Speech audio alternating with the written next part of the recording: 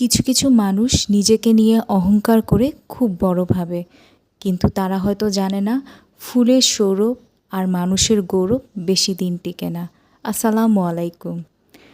আমরা মানুষরা নিজেকে কিছু না কিছু হতেই খুব বড় ভেবে বসি, অহংকার করে বসি যে কোনো জিনিস নিয়ে। তা হতে পারে সম্পদ, তা হতে পারে শিক্ষাগত যোগ্যতা, তা হতে পারে সুন্দরের অহংকার।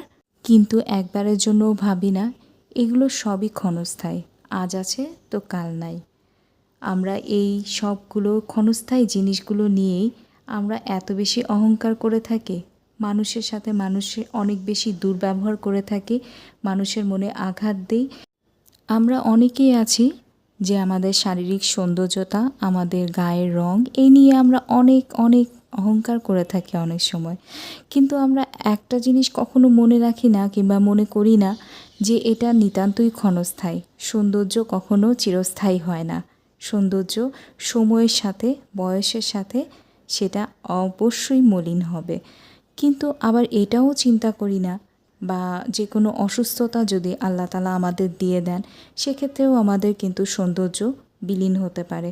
একবারের জন্যও চিন্তা করি না যে এই সৌন্দর্য, এই রং নিয়ে আমরা কেন এত হিংসা করতেছি, কেন এত মানুষের মনে আঘাত দিচ্ছি।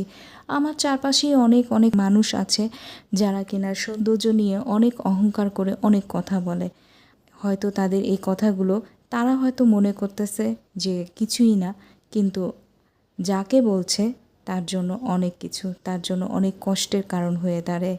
আল্লাহ তাআলা সঠিক বিচারক, আল্লাহ তাআলা কিন্তু সব দেখে। কেউ যদি কাউকে আঘাত দিয়ে কথা বলে, তার বিচার কিন্তু আল্লাহ তাআলা অবশ্যই করবে। আমরা এতটুকু চিন্তা করি না যে আল্লাহ একজন আছে, মানুষের মনে কষ্ট দেওয়া যাবে না। সম্পদের আভিজাত্য প্রকাশ করতে যেয়ে আমরা অনেক সময় অনেক মিথ্যা কথা বলি। সম্পদের আভিজাত্য প্রকাশ করতে যেয়ে আমরা মানুষের সাথে করি অন্যায় আচরণ। কিন্তু আমরা একবারের জন্য চিন্তা করি না এই সম্পদটুকু আমাদের সাথে যাবে না। আমরা যদি মারা যাই তখন আমাদের সাথে 3.5 হাত মাটি ছাড়া আর কিছুই যাবে না।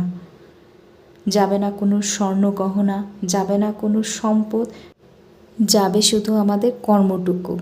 এই কর্মের মধ্যে ভালো কর্মও থাকতে পারে, খারাপ কর্মও থাকতে পারে।